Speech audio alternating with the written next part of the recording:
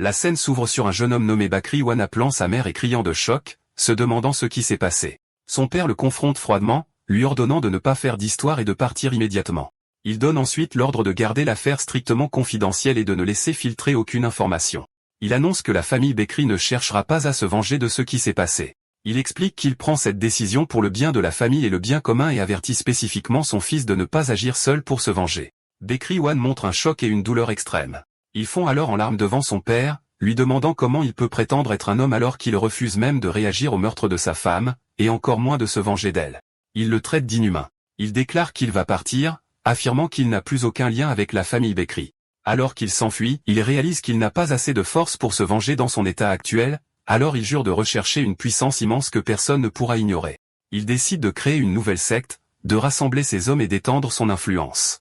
Alors qu'il continue son chemin, il pense à tous ceux qui ont participé à la mort de sa mère et à tous ceux qui connaissaient la vérité et ont choisi de se taire. Il jure qu'il se vengera même si cela prend des décennies.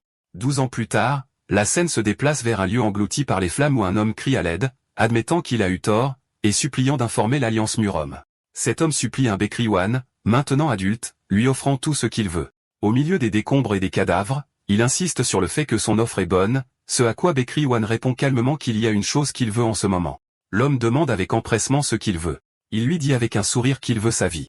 L'homme panique et dit que c'est une blague sans intérêt. Bekri Wan continue, disant que s'il ne peut pas lui donner sa vie, il la prendra lui-même. L'homme se met en colère, l'accusant de se jouer de lui et menaçant de le mettre en pièces. Bekri Wan, qui apparaît soudainement derrière lui, rétorque que sa bouche est aussi immonde que son apparence. Il le frappe fort, l'envoyant voler, créant un cratère dans le sol et laissant derrière lui un nuage de poussière dû au puissant impact. L'adversaire hurle, menaçant de jeter la tête de Bekri Wan à l'Alliance Murom. Il se déplace rapidement et le coupe en deux. Après le combat, une dame s'approche de lui, s'adressant à lui en tant que chef. Elle lui dit que quelqu'un lui a demandé de lui remettre quelque chose, qu'elle tient sur un plateau, lorsqu'il aurait terminé. Bakri Wan, taché de sang et souriant, continue en remerciant une dame nommée Moyongbien, appréciant la peine qu'elle a eue à l'attendre. Yin lui tend un parchemin et lui demande d'essuyer le sang de son visage, ce à quoi il répond que ce n'était pas gênant. Les deux se tiennent devant un bâtiment en feu, et il se demande si c'est la fin ou peut-être juste le commencement. Il jette ensuite le parchemin à sa servante, lui ordonnant de le remettre à l'Alliance Murom, annonçant qu'il a décidé de prendre sa retraite. Alors qu'il s'éloigne de l'endroit en feu, Ayan demande s'il retournera dans sa ville natale, et il confirme qu'il a atteint tous ses objectifs dans l'Alliance. Elle lui demande si elle peut lui rendre visite lorsqu'elle prendra sa retraite aussi, et il accepte, lui disant de venir le trouver si elle s'ennuie terriblement. Elle insiste pour savoir où elle doit aller pour le trouver, et il lui dit qu'il sera dans le comté de Wayong, Hubei. La scène se déplace vers Bakri Wan sur un bateau, pensant que beaucoup de temps s'est écoulé. Il se souvient comment il a quitté sa famille et a rejoint l'Alliance Murom pour développer sa force, comment il est monté au poste de chef grâce aux nouveaux arts martiaux qu'il a créés, et se souvient des 12 années qui se sont écoulées depuis qu'il a rejoint. Il sourit, se sentant enfin prêt à établir sa propre secte. Il continue ses pensées sur le bateau, notant qu'il a économisé assez d'argent pour acheter un manoir et qu'il vient d'entendre dire qu'une propriété parfaite est à vendre. Sentant que tout se passe parfaitement, il rit en lui-même, croyant que le ciel l'aide. Puis il éclate d'un grand rire. Le vieux batelier commente que quelque chose de bien a dû lui arriver, et Bakri Wan s'excuse pour son excitation excessive. Il explique qu'il est en route pour signer un contrat pour acheter un manoir afin d'établir la secte qu'il a planifiée toute sa vie, et le batelier note qu'il est un jeune chef de secte. Il marmonne pour lui-même que le seul manoir à vendre à proximité est celui qui est hanté, et Bakri Wan lui demande ce qu'il marmonne. Le batelier écarte cela, lui souhaitant bonne chance dans l'établissement de sa secte. Bakri Wan le remercie, pensant avec confiance qu'il ne reste plus que le contrat. Se demandant ce qui pourrait mal tourner, il continue de rire. Cependant, à son arrivée, il est accueilli par un choc massif. Il se tient devant un bâtiment complètement délabré et demande à l'homme avec lui nommé Yurang si c'est l'endroit, ce à quoi Yurang répond avec enthousiasme, soulignant à quel point il est spacieux. Il l'attrape avec colère, l'accusant d'essayer de l'arnaquer. Yurang se défend, insistant sur le fait qu'il a été difficile d'obtenir cet endroit, et lui demande de regarder autour de lui avant de décider. Alors qu'il visite l'intérieur, Bakri Wan remarque que l'endroit n'est pas seulement sale, mais qu'il semble n'avoir pas été entretenu du tout. Yurang continue d'expliquer, soulignant que la propriété a 45 pièces et 5 terrains d'entraînement, un grand et 4 petits. Il est surpris par les 5 terrains d'entraînement et demande quelle secte était ici, mais Yurang prétend ne pas savoir que le manoir est très ancien et qu'il n'est qu'un courtier qui le vend. Il est quelque peu convaincu, pensant qu'avec un peu de travail, l'endroit serait adapté à l'ouverture d'une secte, mais Yurang hésite. Il soupire et demande directement quel est le vrai problème avec l'endroit.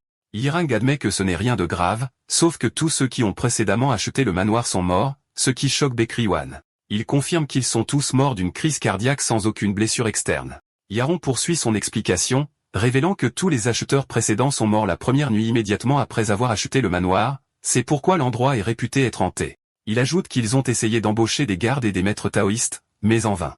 Baekrywan se met en colère, se demandant si Yirang essaie délibérément de le piéger dans cet endroit. Le terrifié Yirang offre immédiatement une énorme réduction, suggérant de le vendre pour 1/10 de sa valeur marchande, puis revient sur ses pas et accepte seulement 4 lingots d'argent. Son humeur change soudainement, et il éclate de rire, met son bras autour de l'épaule de Yirang, et lui tend le sac d'argent, disant qu'il aurait dû mentionner le prix bas depuis le début afin qu'il ne l'ait pas mal compris. Yirang est soulagé et le félicite, notant qu'un tel acte courageux est attendu de lui, l'ancien chef de la grande unité du ciel bleu connu sous le nom de chasseur de fantômes. Il lui tend ensuite l'acte du manoir. Baekrywan prend l'acte. Alors que Yirang est sur le point de partir, il semble remarquer quelque chose d'étrange. Mais lorsqu'on lui demande, il prétend que ce n'est rien. Yirang déclare que son rôle est terminé et lui dit en plaisantant que s'il parvient miraculeusement à survivre une nuit, il devrait venir le trouver. Baekrywan l'assure qu'il le fera. Après le départ de Yirang, il se tient seul dans la cour délabrée et soupire. Soudain, il brise le silence avec un fort cri de joie, exprimant son bonheur écrasant qu'il possède enfin son propre manoir. Il court à l'intérieur avec enthousiasme, en riant, et dit qu'il ne reste plus qu'à trouver des disciples pour sa nouvelle secte. Il s'arrête soudainement et regarde autour de lui le désordre et la poussière accumulée, réalisant qu'il devrait probablement nettoyer l'endroit d'abord. Il commence immédiatement à travailler, essuyant activement les sols et les couloirs. Il continue de nettoyer, pensant qu'il aura terminé une fois qu'il aura nettoyé la salle principale. Il se tient à l'entrée de la salle principale, déterminé à se dépêcher et à terminer cette dernière partie. En entrant dans la salle, il remarque quelque chose sur un support au milieu de la pièce. Il s'en approche, se demandant si l'ancien propriétaire l'a oublié derrière lui. Il ramasse l'épée, notant qu'elle a l'air précieuse et pourrait rapporter un bon prix, la considérant comme un prix inattendu. Dès qu'il la tient, il ressent un vertige soudain et perd son sens de l'orientation, se demandant où il est. Une mystérieuse interface système lumineuse apparaît devant lui, l'identifiant comme un examinateur, un artiste martial, et que son objectif est d'établir une secte avec une note globale de rang 2. Le système note qu'il s'agit du rang le plus élevé parmi tous les examinateurs précédents. Baekrywan regarde sous le choc, se demandant ce qu'il voit. Il a l'air extrêmement confus alors qu'il esquive une attaque rapide dirigée vers sa tête. Le système annonce soudainement qu'il ajuste le niveau de difficulté du test. Baekrywan se souvient immédiatement de l'histoire de Yirang à propos des anciens propriétaires mourant lors de leur première nuit et se rend compte que ce test est ce qui leur est arrivé. Un étrange appareil apparaît au plafond et le système annonce le début du test. Niveau de difficulté, extrême. Il se retrouve dans un environnement de test lumineux, se prépare à se battre et décide d'accepter le défi et d'affronter tout ce qui se présentera à lui. Le système annonce que la zone de test est la salle de la force. Il bloque puissamment une attaque et crie avec défi, « Vas-y », déclarant qu'il prouvera à tout le monde qu'il n'est pas une personne ordinaire, mais l'ancien chef de la grande unité du ciel bleu de l'Alliance Murom. Il prend une position de combat et exhorte le test à venir, et le système répond en annonçant l'initialisation du système de secte. Soudain, tout disparaît et il retourne dans le hall principal, déconcerté et se demandant ce qui s'est passé. Il trébuche en arrière et appelle Yirang. Le lendemain matin, Yirang apparaît assis dans son bureau. Et quand Baekrywan le voit, il le salue calmement et lui demande froidement si quelque chose d'étrange lui est arrivé pendant la nuit. Il fait irruption dans le bureau de Yirang et l'attrape par les vêtements dans un état de colère intense, criant au visage pourquoi il ne lui a pas dit quelque chose comme ça, que le système apparaîtrait. Il continue de crier, pointant la fenêtre bleue du système, que lui seul peut voir, disant que cette chose le suit depuis la nuit dernière et demandant ce que c'est. Yirang le regarde étrangement, confirmant qu'il ne voit rien, et lui demande s'il s'est cogné la tête la nuit précédente. Il le lâche en grommelant, et Yirang en profite pour sourire, offrant sournoisement de reprendre le manoir s'il est inquiet. Baekrywan refuse l'offre, insistant sur le fait qu'il a toujours besoin du manoir et qu'il doit maintenant se préparer pour la cérémonie d'ouverture de la secte, qui nécessite beaucoup de préparation. Il commence à énumérer ses besoins, expliquant qu'il a d'abord besoin d'uniformes, environ 20 ensembles, et demande à Yirang s'il a des recommandations pour les magasins de tissus. Il répond qu'il peut recommander quelques magasins à proximité, mais l'avertit qu'il ne sera pas facile de conclure des accords en ce moment. Il explique que tout le monde est occupé à essayer de gagner la faveur de la société commerciale Huangrillon, un nom que l'on reconnaît. Yirang confirme qu'il s'agit de la célèbre entreprise qui fournit des tissus à la famille royale depuis des générations. Yirang continue de décrire l'immense influence de la société commerciale Huangrillon, même au sein du monde Murom, où elle traite avec des sectes justes et maléfiques au point que même les grands clans la traitent avec prudence. Il sirote ensuite son thé et dit à Wan en se moquant que, compte tenu de son budget, il ne devrait même pas penser aux tissus en grillon parce qu'ils sont complètement hors de sa portée. Wan admet que ces paroles sont vraies, mais elles font quand même mal. Yurang ajoute qu'il pourrait hésiter à traiter avec le propriétaire d'un manoir hanté célèbre de toute façon et lui conseille d'aller regarder dans la rue des tissus ordinaires. Pendant ce temps, la fenêtre du système apparaît se plaignant d'être appelé un animal fantôme de compagnie, et Bakri Wan lui ordonne de se taire. Il s'arrête soudainement en réalisant quelque chose. Il n'a signé le contrat pour le manoir qu'hier. Alors, comment la rumeur du manoir hanté s'est-elle répandue si rapidement? Yurang répond froidement avec le proverbe, les paroles voyagent plus vite que les pieds. Bakri Wan plisse les yeux, et avec une expression sombre, il se rend compte que Yuron lui-même a répandu la rumeur. Yuron n'essaie pas de le nier. Bakri Wan soupire et décide que, de toute façon, c'est de la promotion gratuite pour sa nouvelle secte. Yuron tremble de peur et essaie de se justifier en disant que la survie de Bakri Wan est la preuve que l'endroit n'est pas dangereux et que tout va bien. Bakri Wan le confronte et lui crie dessus, l'accusant d'avoir apporté le manoir hanté et d'avoir causé ses problèmes. Dans la rue des tissus, un vendeur répond calmement, lui disant qu'il ne lui vendra pas. Le marchand verrouille la porte de la boutique devant son visage, répétant qu'il ne peut rien lui vendre alors que Bakri Wan le supplie au moins d'écouter. Le marchand lui jette quelque chose au visage et lui ordonne de s'en aller, le traitant d'homme fantôme maudit. Alors qu'il s'éloigne, il entend des gens chuchoter à son sujet, se demandant encore une fois à quelle vitesse les rumeurs se répandent, et essaie de se calmer pour que les gens ne pensent pas que le guérisseur céleste, son surnom, est devenu fou. Soudain, il entend quelqu'un crier à un autre de le laisser partir. Il se tourne pour voir un homme tenant un jeune garçon, Seo, qui s'accrochait à lui. Le garçon criant que l'homme a promis de guérir sa sœur. Un vieil homme, un ancien, court vers eux, appelant le garçon, Suo. Le garçon explique à l'ancien que ses guerriers l'ont trompé, ont pris son argent et n'ont pas soigné sa sœur. L'homme se met en colère et frappe Suo durement au visage, criant que sa sœur n'a plus d'espoir et que même les médecins l'ont abandonné, tandis que l'ancien crie le nom du garçon battu. Le vieil homme intervient, remarquant la tenue des hommes, et les reconnaît comme membres de la secte Baekhyom, demandant comment ils peuvent intimider un enfant comme ça. Le membre le plus haut gradé du groupe ordonne à son subordonné de gérer l'affaire discrètement et de s'assurer que la nouvelle n'atteigne pas le chef de la secte. Le subordonné, un homme énorme, sourit, fait craquer ses doigts et dit à l'ancien et au garçon qu'ils auraient dû être polis, mais maintenant ils l'ont forcé à se salir les mains à nouveau. L'homme énorme sourit moqueur. Avant qu'il ne puisse bouger, il reçoit un coup de pied puissant et soudain au visage de Bakri Wan.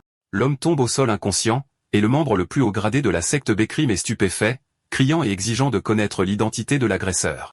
Bakri Wan se tient calmement, regarde vers l'ancien et le garçon, puis répond à l'homme que son nom n'est peut-être pas encore célèbre, mais qu'il est poli de répondre lorsqu'on lui pose une question. Il se présente avec confiance, annonçant qu'il est Bakri Wan, chef de la secte de la béatitude céleste. Le membre seigneur de la secte Bakri Wan crie avec colère, se demandant comment une secte inconnue ose s'immiscer dans les affaires de la secte Bakri Wan. L'homme seigneur se précipite pour attaquer.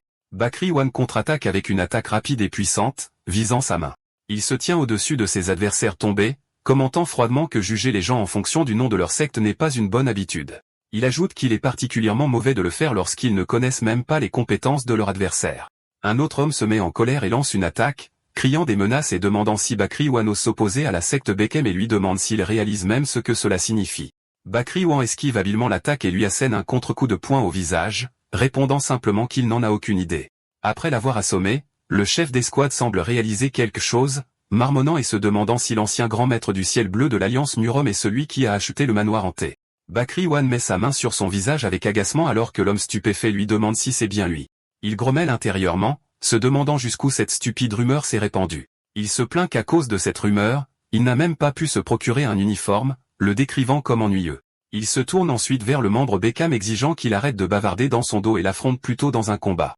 L'homme considère cela comme un défi public à la secte Bekam, saute dans les airs pour l'attaquer et jure qu'il regrettera son arrogance.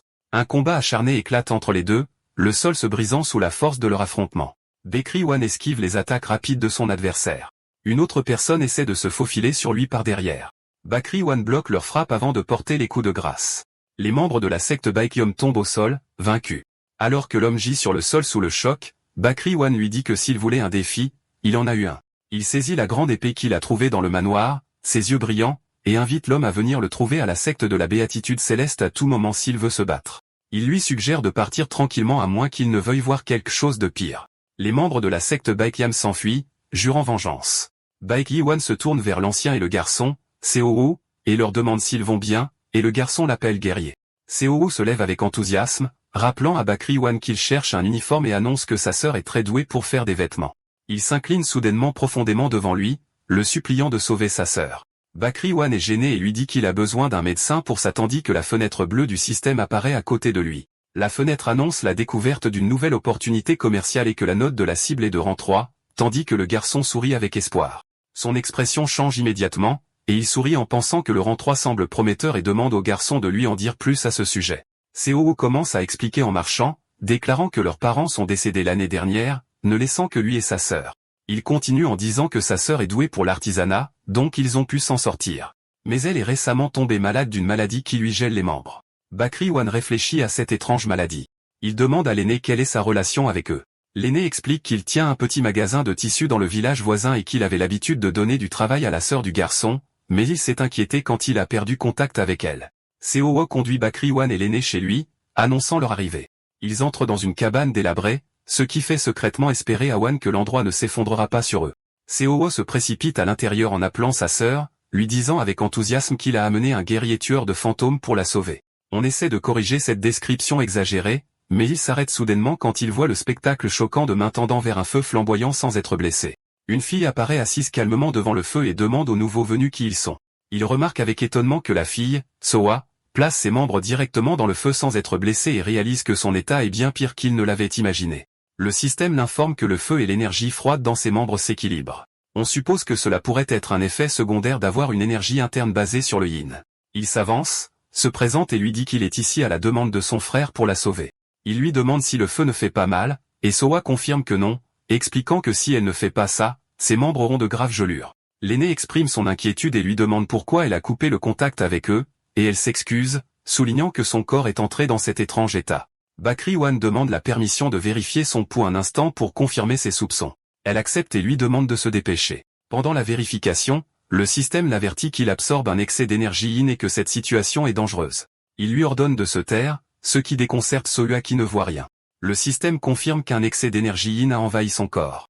Il annonce qu'il comprend et diagnostique son état comme une constitution yin extrême, une condition rare qui fait que son corps recueille continuellement l'énergie yin de l'environnement et la stocke. Il mentionne que la reine de l'épée, la maîtresse du pavillon de l'épée et l'un des 10 célestes, possède ce même trait. Soa commente qu'elle ne la connaît pas, mais elle a l'air d'une personne incroyable. On explique que cette constitution est une bénédiction pour les artistes martiaux, mais dans son cas, elle a absorbé trop de yin et manque cruellement d'énergie yang pour l'équilibrer. Il annonce alors la nouvelle choquante. Si cela continue, elle mourra dans les 3 mois, quelque chose qu'elle a probablement ressenti elle-même. Elle confirme tristement qu'elle s'y attendait et demande s'il existe un remède, tandis que Seo explose de colère, l'accusant d'être un imposteur comme les autres. On assure à l'aîné que le simple fait de fournir de la nourriture ne suffira pas et ne fera qu'aggraver les choses. Alors qu'il pense que la clé est de trouver un moyen stable de restaurer l'énergie yang, le système lui offre une solution.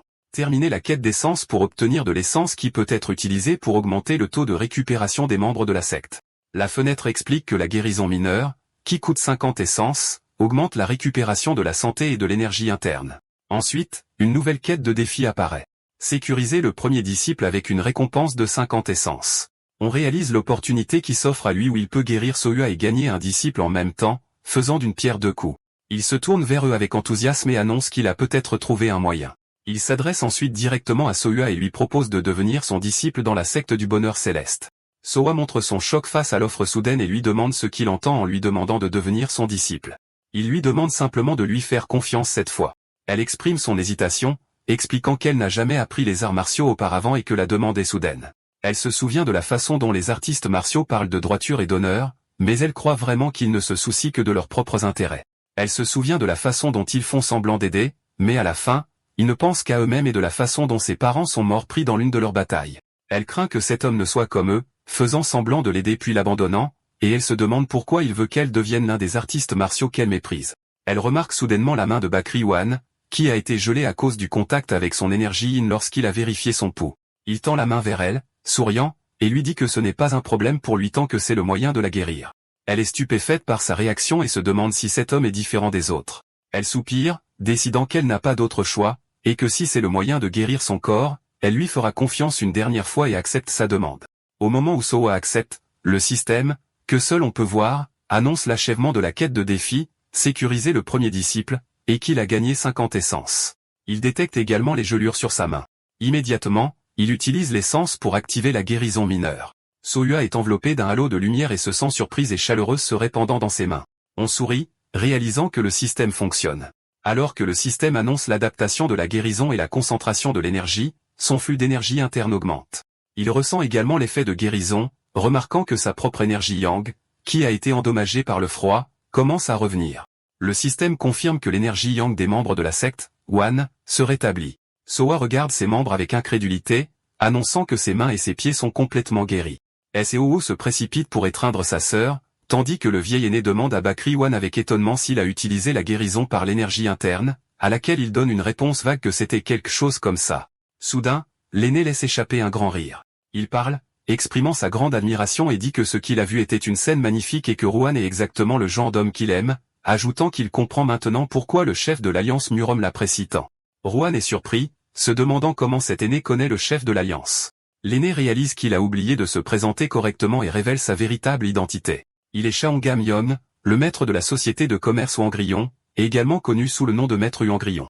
Pendant ce temps, au quartier général de la secte Baekiom, la secte de l'épée blanche, le chef réprimande ces hommes qui ont été vaincus par Wan, leur demandant comment ils ont permis à une secte nouvellement formée de les humilier de telle manière. La scène montre l'homme, le plus haut rang, brutalement puni et criant de douleur. Le chef lui demande froidement s'il a mal et lui dit que cette douleur n'est rien comparée au ridicule auquel il devra lui-même faire face de la part du monde. Il ordonne ensuite à ces hommes de les traîner tous dans la salle de punition, ignorant leurs supplications désespérées. Au quartier général de la secte de l'épée blanche, le subordonné vaincu supplie son chef, Seo Yuan, de lui donner une autre chance. Le chef ignore la supplique, pensant à Bakri Wan de la secte de l'épée céleste. Il décide qu'il doit préparer une grande fête de bienvenue pour lui. De retour à la cabane, la boulangerie Wan s'interroge sur la véritable identité du vieil homme qu'il a rencontré. Il lui demande directement s'il est vraiment le chef de la chambre du dragon jaune, ou Huangrillon. Le vieil homme, Shaongam Yong, rit, confirmant son identité. Wan pense qu'il savait que l'homme n'était pas ordinaire, mais il n'avait jamais imaginé qu'il était aussi influent. Soa essaie de s'excuser auprès de Gamyong de ne pas avoir réalisé son statut, mais il la rassure doucement que ce n'est pas la peine de s'excuser. Il tourne ensuite son attention vers Bakri Wan et lui propose de rejoindre la chambre du dragon jaune. Il promet de fournir tout le soutien dont il a besoin. On réalise l'ampleur de l'offre. La chambre du dragon jaune est une immense guilde de marchands qui fournit à la famille royale des vêtements et de la soie. Le système le considère comme un partenaire commercial potentiel de Grada. Il sait que les plus grands maîtres d'arts martiaux leur appartiennent, à tel point qu'un seul mot de Gamion pourrait affecter l'équilibre entre l'Alliance Murom et l'Union démoniaque. Bien que ce soit une excellente opportunité, il décide que ce n'est pas l'avenir qu'il recherche. Il exprime donc sa gratitude pour l'offre, mais est forcé de la refuser.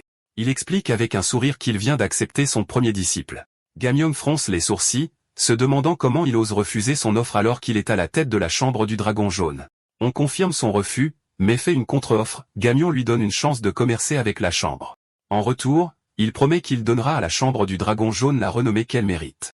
Gamyong est irrité par son arrogance, se demandant comment un inconnu peut lui apporter la gloire. On explique avec assurance son offre, d'ici 10 ans, il construira une secte qui rivalisera avec les 9 sectes justes et les 7 portes démoniaques, demandant, ne serait-ce pas un échange équitable? Gamyong décrit cette affirmation comme absurde, surtout venant d'une secte qui n'a même pas tenu sa cérémonie de fondation. On insiste calmement sur le fait que c'est exactement ce qui va se passer. Gamyong éclate soudain de rire, admettant que Wan a le culot de faire des déclarations audacieuses. On ajoute que la renommée qu'il a promise n'est pas pour Gamyong personnellement, ce qui déconcerte ce dernier. Il révèle son plan. Il souhaite traiter avec l'avenir de la chambre du dragon jaune et demande à Gamyong de lui présenter son disciple. Après un moment de réflexion, Gamyong accepte. Il lui dit qu'il enverra bientôt son disciple à sa secte et que la décision de commercer reviendra au disciple lui-même. Mais Gamyong l'avertit que si sa secte montre le moindre signe de déception, il en paiera le prix correspondant. On répond avec assurance qu'il n'y a pas lieu de s'inquiéter. Gamyong déclare que l'affaire est réglée. Soudain, des cris ordonnant d'apporter de la soie. La scène se déplace à l'extérieur pour montrer un groupe de personnes apparaissant à l'extérieur de la cabane avec un chariot chargé de marchandises, et des serviteurs saluent Gamyong, agenouillé sur le sol. Shaongam, maître Huangrillon, présente à Bakri Wan un énorme tas de soie, lui demandant de l'accepter comme dépôt et cadeau d'appréciation pour la proposition divertissante qu'il a faite. Cette générosité impressionne Soa et Seo. Bakri Wan accepte le cadeau avec gratitude, pensant à la puissance de Gamyong et de ses hommes, admettant que ce sont de vrais maîtres. Alors que Gamyong s'en va, il pense à l'arrogance de Bakri Wan et à son audace de prétendre qu'il lui apporterait la gloire, et il note que cette arrogance lui rappelle quelqu'un d'autre exactement comme lui. Il appelle l'un de ses hommes et lui dit que puisqu'ils sont déjà dehors, il aimerait rendre visite à un vieil ami et leur ordonne de se diriger vers l'Union démoniaque. Il sourit en disant que ça fait longtemps qu'il n'a pas bu avec le chef de l'Union. De retour au quartier général de la secte de Bakri One, qui est maintenant propre et magnifique, Soa lui demande ce qu'il pense de la nouvelle robe qu'elle a faite elle-même.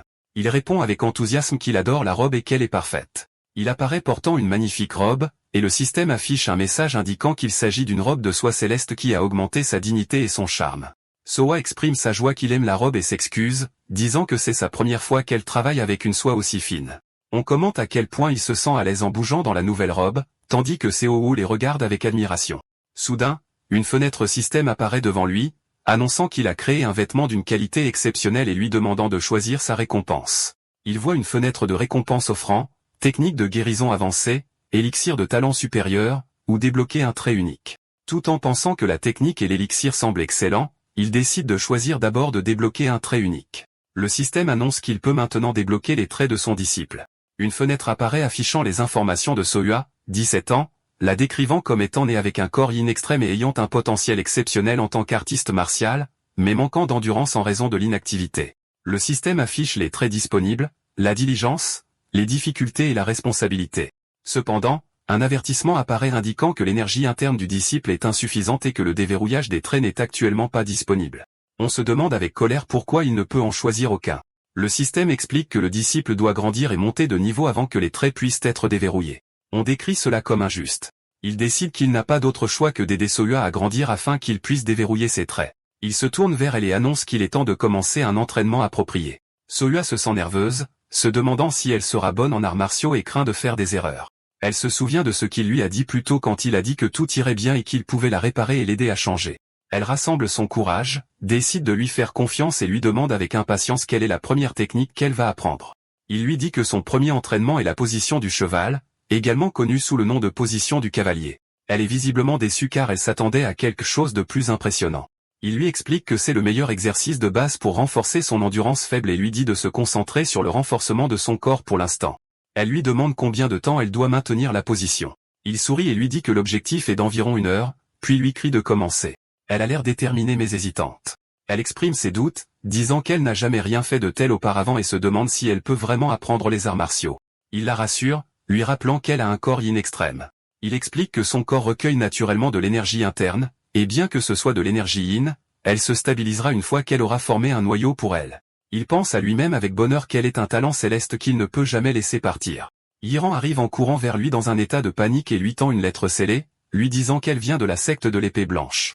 Yirang demande avec inquiétude si Rohan connaît leur chef. Il reçoit la lettre en réalisant qu'il s'agit des hommes qu'il a vaincus la veille, tandis que Seo continue de les maudire et de les traiter de crapules. En lisant la lettre, il découvre qu'il s'agit d'une invitation adressée à la secte de l'épée céleste, sa nouvelle secte, à participer à un tournoi d'arts martiaux.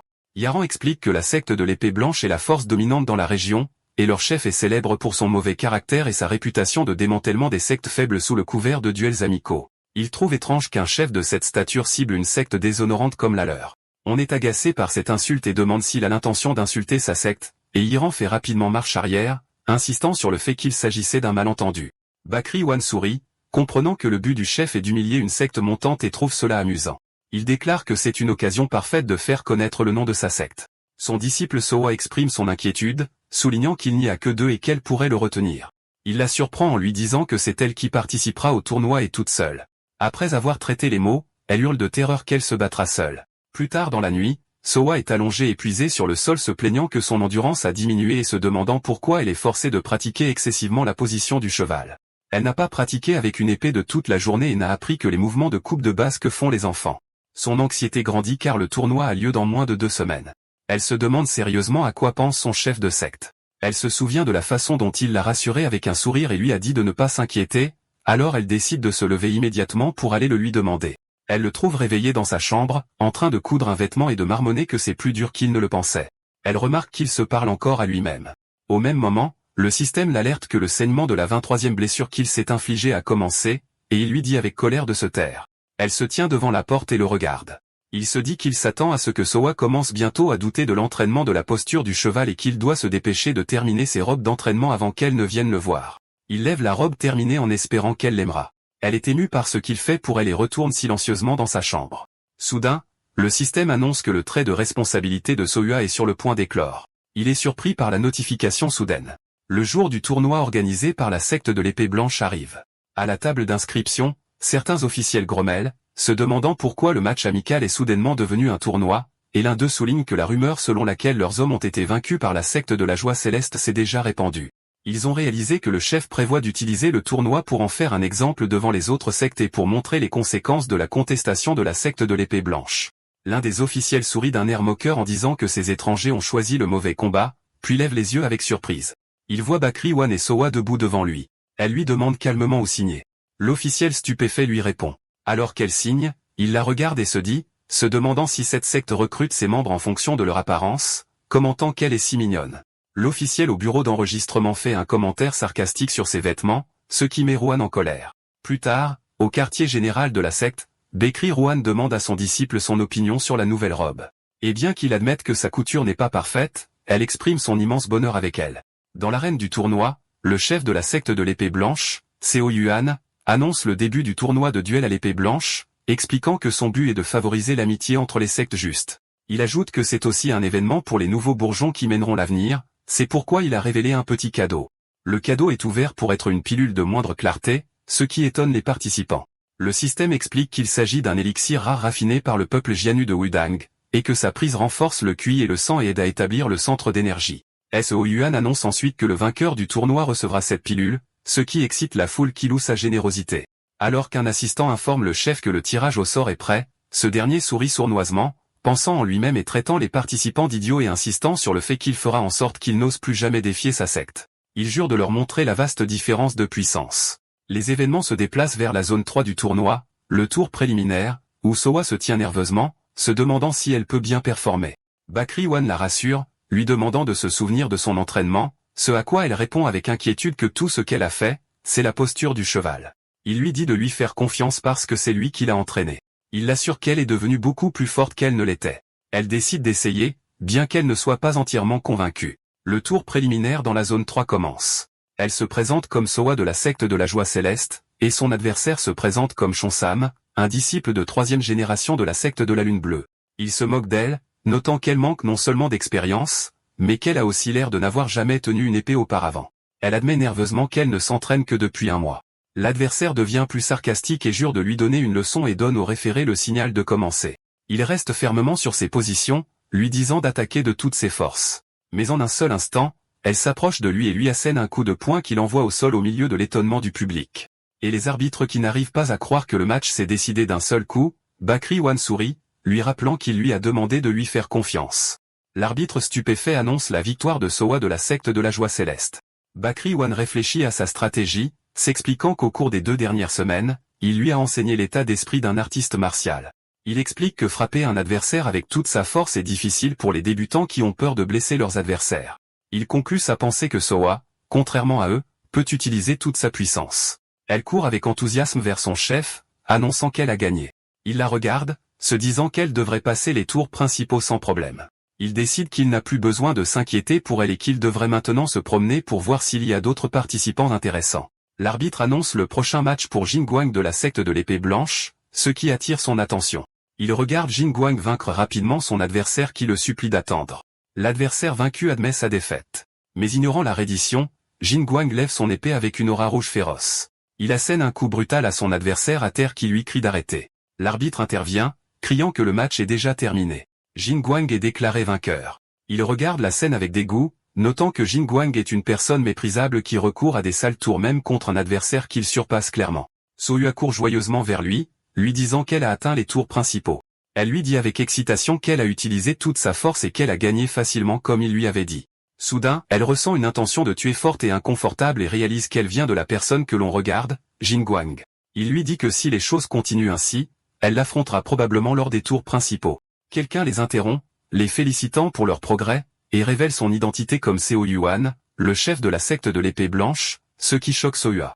Il offre de fausses excuses pour l'impolitesse de ses disciples la veille.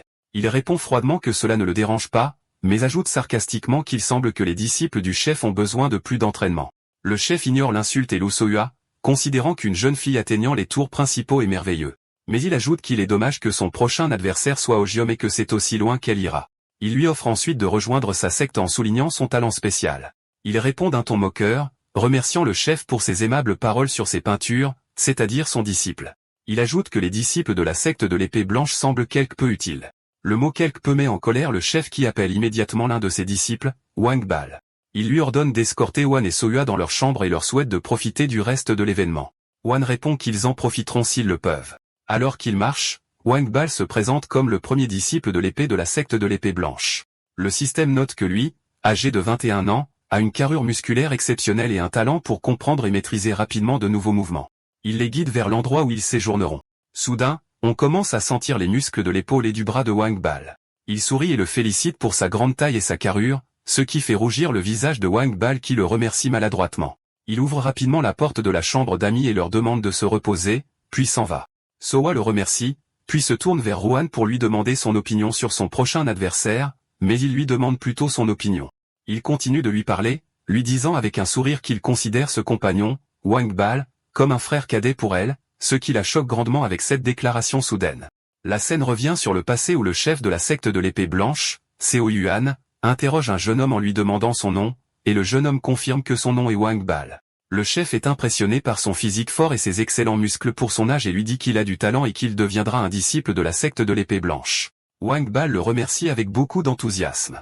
Plus tard, lors d'un duel d'entraînement, il est facilement vaincu par un autre disciple nommé Jingguang.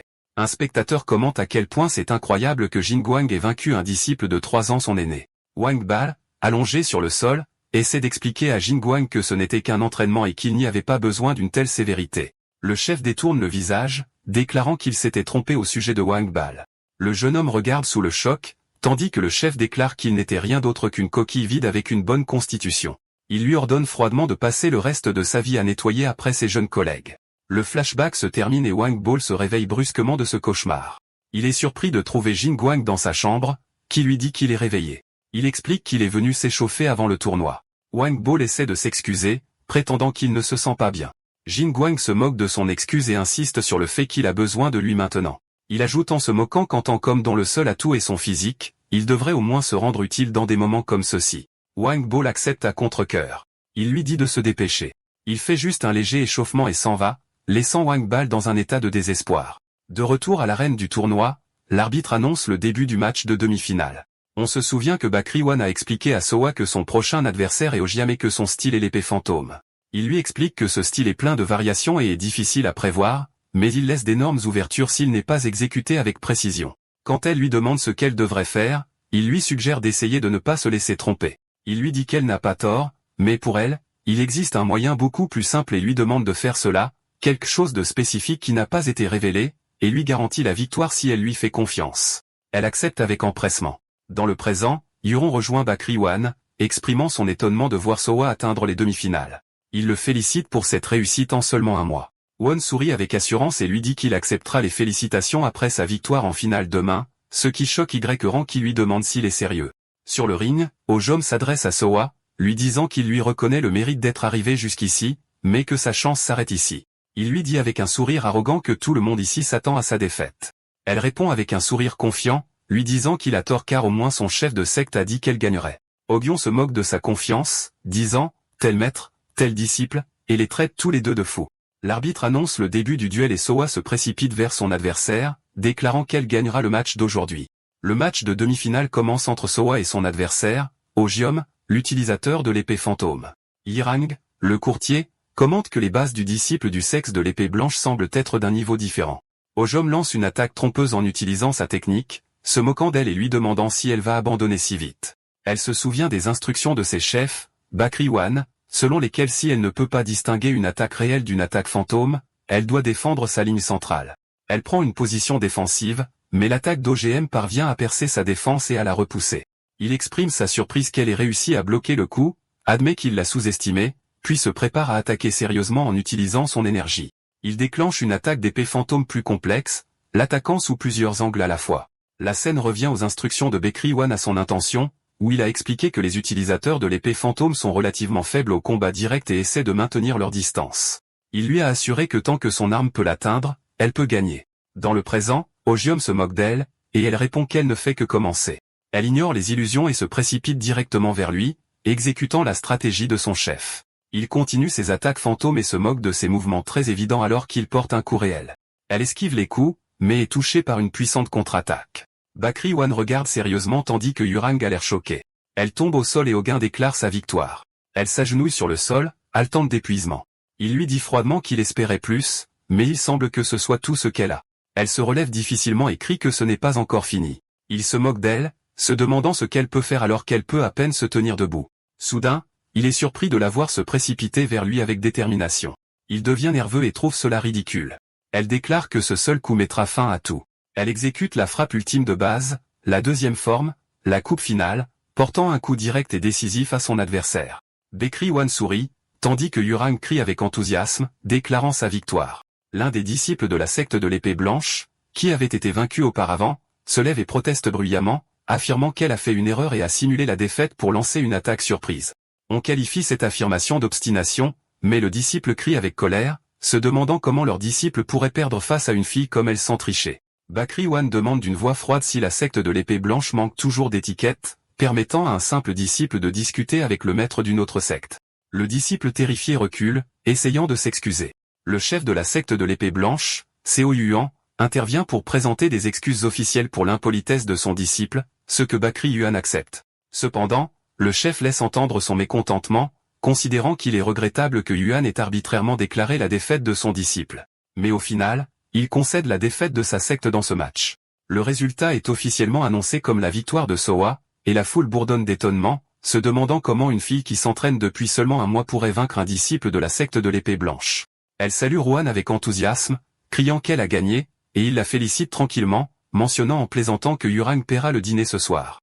De la foule, Wang Ba regarde Soa sur la scène, l'air nerveux et le cœur battant. Plus tard, Seo Yuan ordonne secrètement à Wang Ball de mettre du poison dans le repas de Sohua, en particulier un agent paralysant suffisamment fort pour ralentir ses mouvements lors du match de demain. Il ajoute qu'une simple défaite ne suffit pas et lui ordonne d'informer Jing Guang, le disciple violent, de lui briser les membres et de la paralyser. Wang Ball refuse, insistant sur le fait qu'il ne peut pas faire une chose pareille et reçoit une gifle violente au visage de son chef. Il le traite de fou, disant que s'il manque de talent, il devrait au moins avoir de la ruse.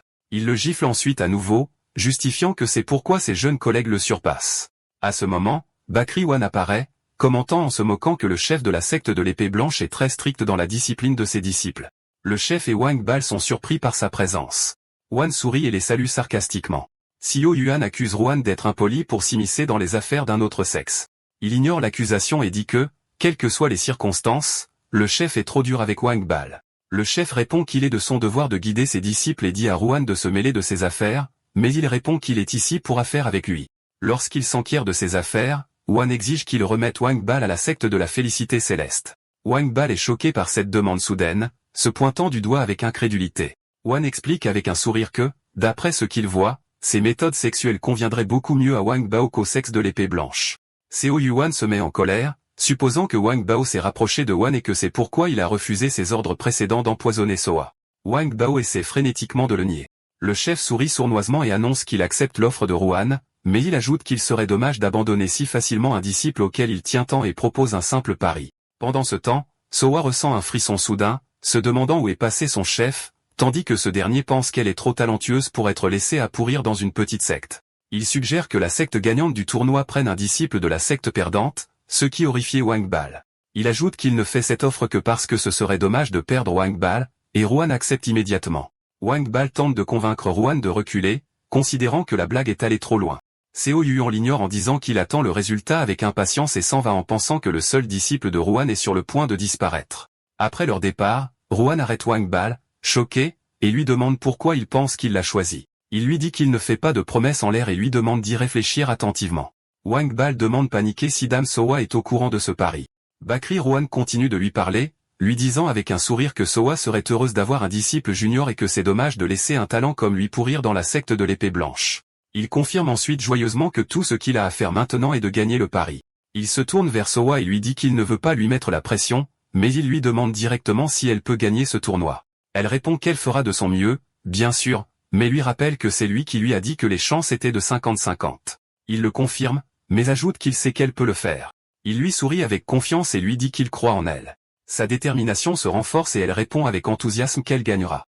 À ce moment, le système apparaît annonçant que le trait de responsabilité de Soa s'est éveillé. Ailleurs, le chef de la secte de l'épée blanche, Seo Yuan, avertit son disciple Jin Guang de ne pas être imprudent. Il lui ordonne de gagner et qu'il n'y aura plus d'humiliation. Jin Guang est d'accord avec lui. Wang Ba l'approche et lui conseille d'être prudent. Jin Guang ricane, insistant sur le fait qu'il ne sera pas aussi imprudent qu'Ogaeom, et se moque de Wang Ba pour avoir fait confiance au coup de chance que la débutante Soa a fait. Il déclare avec détermination qu'il va aller écraser chaque parcelle de ce faux espoir. Dans l'arène de duel final, l'arbitre appelle les concurrents, Soa et Jin Guang, à s'avancer. Jin Guang s'adresse à Soa, reconnaissant qu'elle a atteint la finale, mais lui dit que sa chance s'arrête ici. Elle répond calmement qu'ils devront se battre pour le découvrir. Le duel commence et Jin Guang pense qu'en tant que débutante, Soa essaiera d'éviter la confrontation directe et de saisir les opportunités. Mais il est surpris quand elle se précipite directement vers lui. Il est obligé de bloquer sa puissante frappe, laissant échapper un cri étouffé de surprise. Il est choqué, se demandant comment son énergie interne peut être plus forte qu'il ne le pensait. Elle se souvient de ce que Rohan lui a expliqué, que son adversaire supposerait que son énergie interne est minimale, mais il lui rappelle qu'elle possède un corps de yin extrême, une constitution qui accumule naturellement de l'énergie interne. Elle continue de lancer des attaques sur Jin Guang. Elle pense qu'elle a une chance. Elle saute haut dans les airs, ce qui surprend Jin Guang. Il se prépare à éviter son attaque. Il lui porte ensuite un coup puissant. Elle tombe lourdement au sol. Soyua se lève et Jin Guang lui avoue que son énergie était plus forte que ce à quoi il s'attendait. Il se lève et lance une attaque, criant qu'elle n'est qu'une débutante. Elle parvient à bloquer son attaque, mais la force de l'impact la fait trébucher en arrière. Elle en conclut que son adversaire est fort comparé à ceux qu'elle a affrontés auparavant. Il jure qu'il en finira dans 10 secondes. Elle lutte, pensant qu'elle ne peut pas perdre comme ça. Alors qu'elle continue de se battre, le système annonce que son trait de responsabilité a été activé. Il explique que les traits de diligence et de difficulté ont été confirmés et que, sur la base de la responsabilité, ils fusionneront ensemble. À la suite de cette fusion, un nouveau trait unique connu sous le nom de miroir clair, au calme se manifeste. Explique que ce trait améliore considérablement la perspicacité et le jugement dans les situations difficiles et critiques. Grâce à cette nouvelle capacité, elle parvient à esquiver l'attaque surprise de Jin Guang, mais elle perd son arme. Elle se sent anxieuse face à cette situation dangereuse et ressent de la peur face à l'aura dangereuse qui émane de lui. Jin Guang reconnaît sa résilience, mais se demande d'un ton menaçant si elle peut supporter son prochain coup alors qu'il prépare une attaque puissante et dangereuse. On la montre se préparant au coup. Il se précipite pour porter un coup final, criant que c'est fini. Bakri Wan crie son nom, inquiet pour elle. Elle se souvient des paroles de son chef lui disant qu'il croit en elle. Une collision massive se produit. Bakri Wan est extrêmement inquiet du résultat, tandis que Yaran a l'air choqué. Le chef Seo Yuan reconnaît la technique, se demandant si c'est l'art du yin froid. Soyua exécute la frappe ultime de base, troisième forme, un point, entouré d'une aura d'énergie glaciale. Après avoir exécuté l'attaque, elle ressent un engourdissement dans sa main. Elle tombe au sol et Bakri Wan est choqué. Il se précipite vers le ring en l'appelant, mais l'arbitre l'arrête, lui rappelant qu'il n'est pas autorisé à monter pendant le duel. L'un d'eux lui crie dessus, se demandant de quoi il parle, et souligne que le duel est déjà décidé. Jin Guang est montré allongé sur le sol inconscient. L'arbitre annonce, confus, que la gagnante est Soa de la secte de la béatitude céleste. Soa sourit joyeusement à Bakri Wan. Le chef COYO observe avec une colère intense, pensant que Bakri Wan a fait de sa secte la risée. Sur le ring, on demande à la jeune fille épuisée si elle peut se tenir debout. Elle sourit et lui dit qu'elle a tenu sa promesse. Wan sourit tandis que Yuron applaudit avec enthousiasme, la félicitant pour un bon combat. Il continue de la féliciter, et l'un d'eux lui demande de rendre le geste à la foule. L'arbitre se lève pour annoncer que la gagnante du tournoi de l'épée blanche est Soa de la secte de la béatitude céleste. Bakri Wan s'avance et annonce à la foule qu'en tant que chef de la secte de l'épée céleste, il aimerait dire quelques mots. Il annonce que dans un mois, la cérémonie de fondation officielle de la secte de l'épée céleste aura lieu, et il demande la présence de toutes les personnes présentes. Son annonce provoque une grande agitation dans la foule alors que les gens se demandent comment la secte de l'épée blanche a pu perdre face à une nouvelle secte qui n'a même pas encore organisé sa cérémonie de fondation officielle. Le chef de la secte de l'épée blanche, Seo Yuan, entre dans une colère noire, criant sur Bakri Wan, le traitant de bâtard et l'accusant d'avoir utilisé le tournoi comme une plateforme pour annoncer la cérémonie de fondation de sa secte. Il poursuit ses accusations, affirmant qu'il a caché le fait que son disciple utilisait la technique du yin froid et qu'il a osé agir devant lui. Quand il s'avance pour attaquer, son disciple Wang Pao l'arrête, lui attrapant le bras, ce qui le met en colère, et il lui demande ce qu'il fait. Il le supplie de rester calme. Sa colère grandit, et il accuse Wang Pao d'être déjà du côté de la secte de l'épée céleste et se prépare à l'attaquer. Il déclare que les traîtres doivent être exécutés immédiatement à l'horreur de Wang Pao. Il lance une attaque puissante, mais Bakri Wan apparaît soudainement pour la bloquer et lui demande froidement ce qu'il fait. Il déclare que Wang Pao est maintenant un disciple de la secte de l'épée céleste et l'avertit de ne pas le traiter imprudemment. Les yeux brillants, il propose que s'il est mécontent du résultat du tournoi, il peut se battre personnellement contre lui au nom de Wang Pal. Il lui serre fort la main. Il réprime sa colère intense, le repousse et lui crie de faire comme il l'entend. En partant, il hurle sur Wang Pal, lui disant qu'il déteste le voir et lui ordonne de disparaître. Il serre le poing de rage, jurant de ne jamais oublier l'humiliation que Bakri Wan lui a infligée. Alors qu'il marche, Wan demande à Wang Pal s'il a encore des regrets. Il le nie, mais exprime des doutes sur sa capacité à recommencer en tant que personne sans talent. Il pose une main sur son épaule, le rassurant qu'il est déjà un excellent artiste martial et promet de le lui prouver sans aucun doute. Il est profondément ému, et ses yeux se remplissent de larmes alors qu'il se souvient des insultes de son ancien maître, qu'il appelait une coquille vide et juste un bel homme. Avec une détermination renouvelée, il le remercie et jure de travailler dur à partir de maintenant. Le système annonce qu'il est officiellement devenu le deuxième disciple de la secte de l'épée céleste. Le tournoi terminé, Yaron se plaint que Rohan ait volé la vedette avec son annonce alors que c'est Sowa qui a gagné. 2 semaines plus tard, au quartier général de la secte, Wang Pal s'entraîne avec diligence à la posture du cavalier. Il a l'aide d'épuisement et demande à son maître ce qu'il devrait faire d'autre que la posture du cavalier, tandis que Sowa passe en courant en riant et en l'appelant. Elle s'éclaircit la gorge, assumant le rôle de disciple aîné, et lui dit que le chef insiste toujours sur les bases. Elle, avec 2 mois d'entraînement, lui conseille de ne pas être impatient et de s'entraîner dur pour devenir un jour comme elle. Lui, avec 8 ans d'entraînement, rit maladroitement et acquiesce. Il sourit et dit qu'il est toujours confiant dans ses compétences physiques, alors elle lui dit que si c'est le cas, il peut aller chercher l'eau lui-même. Bakri Wan observe son nouveau disciple, et le système affiche son profil. Wang Pal, 21 ans, 2e disciple. Il révèle ses forces, une structure osseuse exceptionnelle et un talent prodigieux pour comprendre et absorber les techniques, et ses faiblesses, un très faible sens de l'énergie du chai. Il accumule lentement l'énergie interne. Cela peut être compensé par la concentration de l'esprit. Ses traits uniques actuellement inutilisables apparaissent également, timide, diligent, discipliné. Il confirme que cela correspond à ses soupçons. Il analyse que son talent réside dans sa compréhension des techniques et son image mentale ferme. En plus de son endurance, alors qu'il le regarde jouer avec Seowu, il pense à ses nouveaux disciples, d'abord Sowa et maintenant Wang Pal, et sourit, satisfait de son œil vif pour le talent. Yurang lui demande comment se déroulent les préparatifs de la cérémonie de fondation. Un le remercie, confirmant que les choses se sont bien passées grâce à son aide. Yurang dit humblement qu'il n'est qu'un investisseur, puis lui dit que grâce à la promotion pendant le tournoi, de nombreux messages sont arrivés de personnes confirmant leur intention d'assister à la cérémonie de fondation, ce qui le surprend. Mais il ajoute une mise en garde, lui disant que parmi les lettres se trouve un ordre de l'Alliance Murom, ce qui le choque. Il ouvre le rouleau pour découvrir que l'Alliance Murom exige qu'il subisse un examen de plagiat concernant la compétence de base de la famille Bakri, ce qui le déconcerte grandement. Yaran crie en dénonçant le moment choisi, se demandant pourquoi il demande soudainement cela maintenant, 15 ans après que la famille Bakri ait publié la compétence. Pense avec un sourire sarcastique que cette méthode de ciblage des faiblesses est typique de sa famille et se sent frustré que les choses se soient si bien passées avant cela. Il affirme que les arts martiaux de sa secte sont le produit de 15 années de sa propre perspicacité, et pas un seul fil des techniques de sa famille n'y est tissé. Mais il se rend compte que si l'examinateur de l'Alliance Murom décide de se ranger du côté de sa famille, il sera difficile d'éviter une condamnation pour plagiat.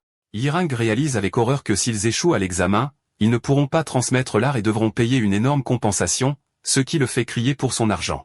Il ajoute que même s'ils obtiennent un réexamen plus tard, les normes seront beaucoup plus strictes. Wang Pal l'interrompt en entrant et en appelant le chef de secte.